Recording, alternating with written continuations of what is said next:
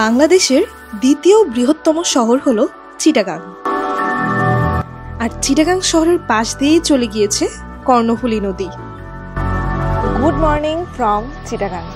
কিভাবে চিটাগাং গেলাম আর চিটাগাং থেকে কোথায় কোথায় ঘুরতে গেলাম সেই সবকিছুই থাকবে আজকের ভিডিও। নেভি ক্যাম্পে সবাইকে স্বাগত।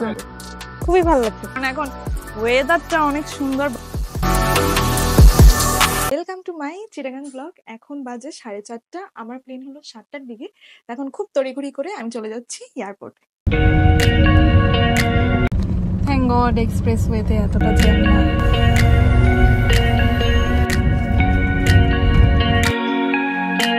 এয়ারপোর্টে যেয়ে বোর্ডিং পাস কালেক্ট করে আমি চলে গেলাম এমটিবির লাউঞ্জে। ব্র্যাক ব্যাংকের ক্রেডিট কার্ড থাকার সুবাদে আমরা লাউঞ্জে একটা ফ্রি অ্যাক্সেস পেয়েছিলাম। বাই দ্য ওয়ে, লাউঞ্জের সব খাবার কিন্তু একদম ফ্রি। অনেক ধরনের আইটেম ছিল, কিন্তু আমার পার্সোনালি ওদের এই স্যান্ডউইচ, সমুচা আর ওদের থাই স্যুপটা বেশি ভালো লেগেছিল।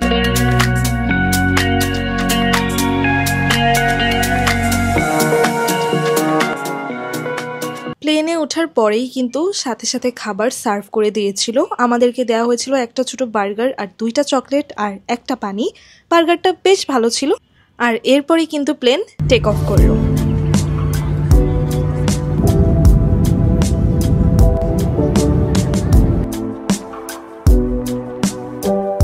আমরা কিন্তু চলে এসেছি চট্টগ্রামে। মাত্র আধা ঘন্টা লেগেছে। আর আমি এই যে ব্যাগ নিয়ে দাঁড়িয়েছি, আমার পিছনে এই যে এয়ারপোর্ট। আজকের মতো এখানেই শেষ। সকালে শুরু হবে আবার আপনাদের সাথে। Good morning from Chittagong. এবার আমরা চিটাগাংয়ে আমাদের এক বন্ধুর বাসায় উঠেছি। তো এবার কোনো রুম টুর দেখাতে পারছি না, কারণ আমি কোনো হোটেল বুক করিনি। আমি আছি এখন অক্সিজেনে।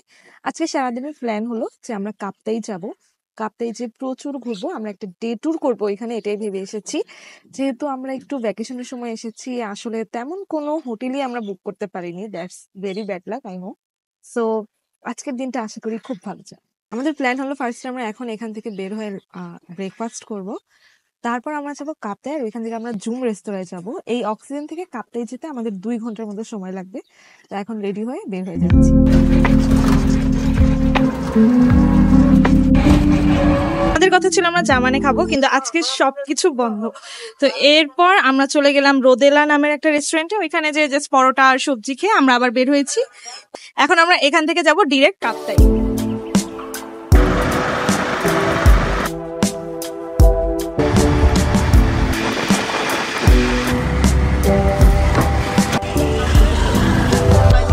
নেভি ক্যাম্পে সবাইকে স্বাগত। এই দেখেন আমার পিছনের ভিউ, এত সুন্দর আকাশ, ওয়াও। আর এইদিকে হলো সব ধরনের ফল। আমি ভাবতেছি এখানে কিছু ফ্রুটসও খাবো। অনেক ধরনের ফলই দেখতে পাচ্ছি। আনারসটা নাকি বেশ ফেমাস, আর আমার এই কলাটার উপর চোখ পড়ছে এখন। ছুটির দিন আসলে এই একটা সমস্যা, সবকিছু অনেক ভরা ভরা থাকে, সবকিছুর প্রাইসও বেশি হয়। আর দেখেন আমার পাশের যে এই পানির কালারটা এত সুন্দর, খুবই ভালো লাগতেছে। আমরা ড্রোন নিয়ে আসছিলাম, বাট এখানে অলরেডি লিখে দিচ্ছে নো ড্রোন জোন। হলো সিঁড়ি নামায়, যে এতগুলো সিঁড়ি আমি ক্রস করে আসছি। আর অল্প একটু যাওয়ার পর আবার হলো সিঁড়ি উঠা, মানে অনেকটা ট্রেকিং এর মতো। এই যে এখন হলো নামা শুরু করতেছি। এখানে যত ভিতরে যাচ্ছি মানে মনে হচ্ছে নিরিবিলি তত বেশি হয়ে যাচ্ছে। এই যে এটা করে এখন যাচ্ছি। এখন ওই যে উপরে যে উঠা লাগবে, এটা কিন্তু দুলতেছে। আমি যত স্টেপস নিচ্ছি ততটাই দুলতেছে। ওয়াও, এই জিনিসটা তো সুন্দর। একটা সাইকেলের মতো মনে হচ্ছে দেখতে। সাইকেল না তো, আর কি অটোর মতো। আর এখানে একটা সুন্দর ঘর আছে। এখন কি এই যে উঠা লাগবে এই সিঁড়ি দিয়ে এতগুলা? ও মা, সিঁড়ি দিয়ে উঠতে উঠতে অবস্থা খারাপ। এই সিঁড়ি দিয়ে উঠতে যে আমি ঘেমে টেমে এতটা কষ্ট হইছে এইটুকু আসতে। জানি না, আজকে রোদও প্রচন্ড। এনজয় করতেছি কারণ যে ভিউ গুলা পাশে, মানে জাস্ট অস্থির। কিন্তু এই সিঁড়িতে উঠাটাই হলো মেইন কষ্টের একটা জিনিস। এছাড়া বাকি সব ঠিক আছে। এখন এইটুকু কষ্ট তো করতেই হবে যখন আমরা ট্যুরে আসবো। এখন নামতেছি, এখন আর সিঁড়ি দিয়ে নামবো না, এখন আমরা অন্য দিক দিয়ে ঘুরে বের হয়ে যাব। বাইরে যে বলেছিলাম যে অনেক অনেক ফ্রুটস আছে, ফ্রুটস গুলো খাবার। আমরা এসেছি আজকে হলো 1 মে। 1 মেতে একটা ছুটি পড়েছে, এটা আপনারা সবাই জানেন। আমি নিজেও যেহেতু অফিস করি, এই ছুটিটা আমার জন্য অনেক বড় একটা ব্লেসিং, কারণ বেসিক্যালি তো 3 দিনের এরকম টানা ছুটি পাওয়া যায় না। তো এই জন্য হয়তো এই জায়গাটাতে তাও একটু মানুষ বেশি। আমার বন্ধুরা আর কি এখানেই থাকে, তো ওরা বলতেছিল যে বেসিক্যালি এখানে নাকি মানুষ টানুষ অনেক কম থাকে। এই ভিউ পাওয়ার জন্য এতটা কষ্ট করে এখানে আসা। ভিউটা আসলেও সুন্দর। আই উইশ আমি একটা ড্রোন শট নিতে পারতাম, বাট ড্রোন শট এখানে স্ট্রিক্টলি প্রোহিবিটেড।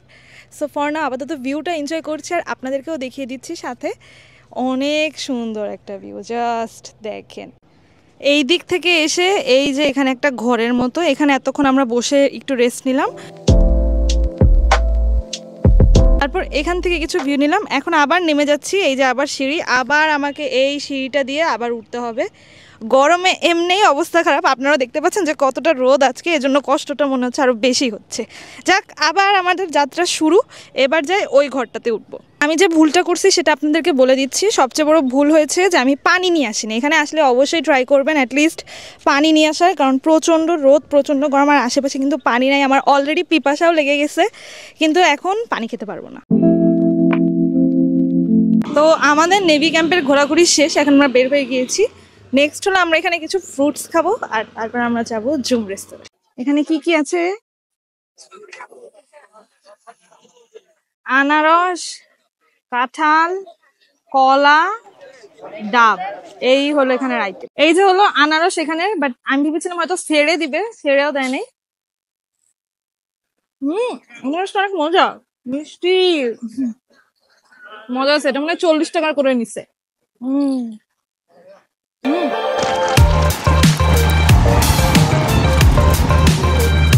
এই যে হলো জুম রেস্তোরাঁ, মানে এখানে এসে গাড়ি থামছে। আর জুম রেস্তোরাঁয় ঢুকতে কিন্তু 40 টাকা করে টিকিট।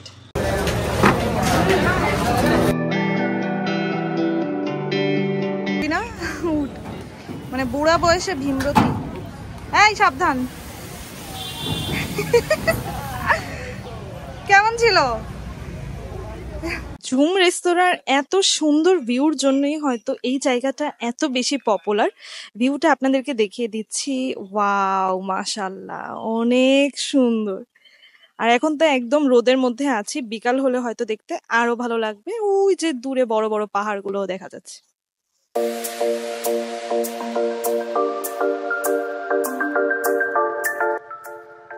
এখানে এই যে সবাই কায়াকিংও করে, ওই যে দূরে দেখা যাচ্ছে। আমি একটু অপেক্ষা আছি যে রোদটা একটু কমুক, তারপর আমি কায়াকিংটা শুরু করব। কিন্তু ওদের দেখে মনে হচ্ছে যে এখনই নেমে যেতে পারলে ভালো হতো।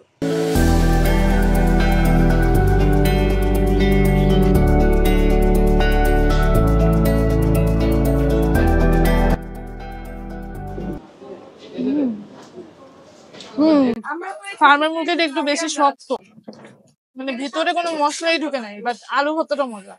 মাংসের মধ্যে মনে হয় কিছুই ঢুকে নাই, এত বেশি শক্ত, চাবাইতে চাবাইতে জীবন শেষ। ডাল ভালো। ও গড, বেশি পানি পানি না? আল্লাহ, এটা তো পুরো পানি। মধ্যে শুধু এই গরুর মাংসটা ভালো, এই ঝোলটাও ভালো। মুরগিটা একটু ভালো হয়নি, একটু কাঁচা কাঁচা গন্ধ লাগতেছিল, হয়তো ভাজে নাই ফার্মের মুরগির মধ্যে, বাট গরুর মাংসটা বেটার।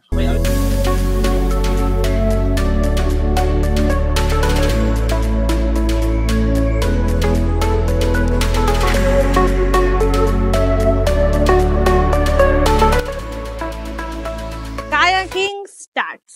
কায়াকিং করতে অনেক মজা লাগতেছে, কারণ এখন ওয়েদারটা অনেক সুন্দর, বাতাস আসতেছে, আর একটু ঠেলাঠেলি করা লাগতেছে না। বাতাসে অলরেডি নৌকা দোলাদুলি করতেছে, অনেক বাতাস আসতেছে হঠাৎ করে। এতক্ষণ বাতাস ছিল না অবশ্য, অনেক বেশি রোদ ছিল, রোদ কমছে, তাই ভাবলাম যে এখন উঠে যাই কায়াকে।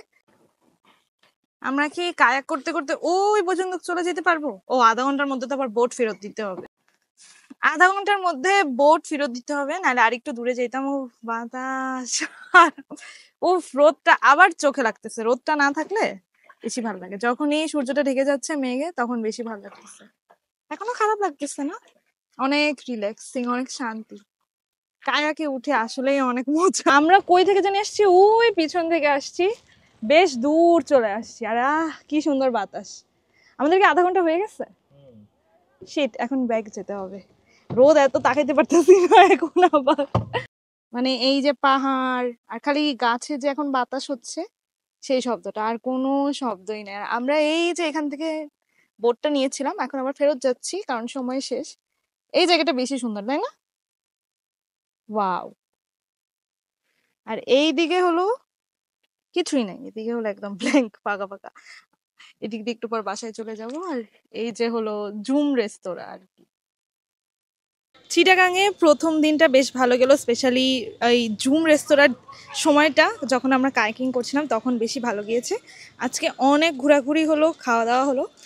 এখন আর কি করবো জানি না, এখন বাসার দিকে যাচ্ছি, 2 ঘন্টার মতো লাগবে এখান থেকে অক্সিজেনে যেতে। দেখা হবে আপাতত নেক্সট ব্লগ। ডে 2তে আমি গিয়েছিলাম চিটাগাংয়ের সবচেয়ে famous 5 star hotel Radisson Blu চিটাগংয়ে। এইখানে যে আমি কি কি খাওয়া দাওয়া করলাম সব কিছুই কিন্তু ইন ডিটেলসে দিব।